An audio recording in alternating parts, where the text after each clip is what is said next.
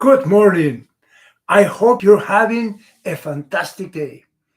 Today, we're going to be talking about a learning method. And this method comes from two great personalities. The first one, May Carden, who we have been talking about, and also Mike Vance, the Dean of the Disney University. These two personalities were very famous in their time. Unfortunately, they are not with us any longer, but their contribution is here. And both Mike and May combined their efforts to come up with a teaching method. And that's a method that Mike used to train his employees in Disney University and in Disney as a whole. And also, it was used in Apple. So it's a very interesting method, and I'm sure that it's already being used in a number of places. And this method consists of three simple steps. The first one is to immerse the student or the worker, and we'll call them students, in the task. So they immediately are immersed in the task at hand, the activity that they're going to learn. And it could be in a teaching activity, it could be any activity, an educational activity, or it could be an activity outside of the uh, university in a workplace. For example, an employee at a hotel. So they are immediately immersed in the task at hand.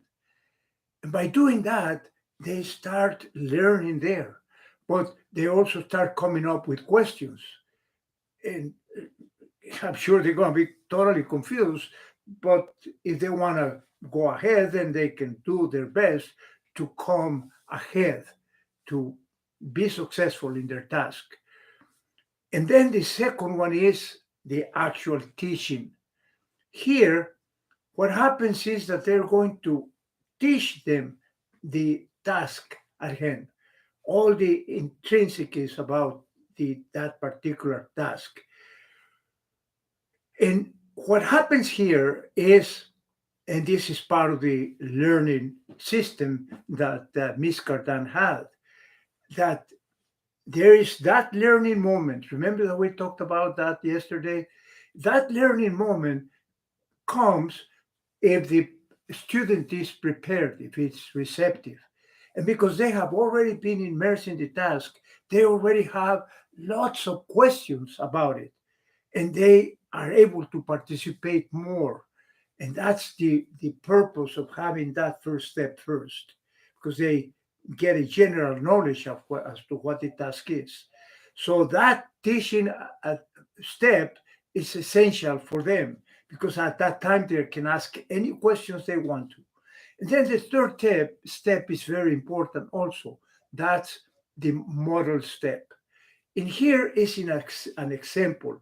They come up with an example. They come up with a system, with a procedure, with the best practice that can be applied. A procedure with the different steps of that particular task that they're going to be doing, and that's the most effective way of doing that task, of developing that task, of being successful in performing that task. So that is very important. Those three elements, the student learns. And what is important is for us as speakers is that when we get immersed immediately in speaking without waiting to be perfect, looking for connection instead of perfection, that's the best thing that we can do as speakers. And then as time go by, then we can learn more about the speaking skills. And finally, we have the systems. So it applies also to speakers. I hope that this will be useful for you as a speaker or in any other activity that you're doing. And we'll see you again tomorrow. Thank you for listening. In the meantime, stay proactive, looking for this, for ways to utilize this system as a speaker, and to remember that it's not all about perfection. It's about connection when you want to connect with your audience. Thank you. Goodbye.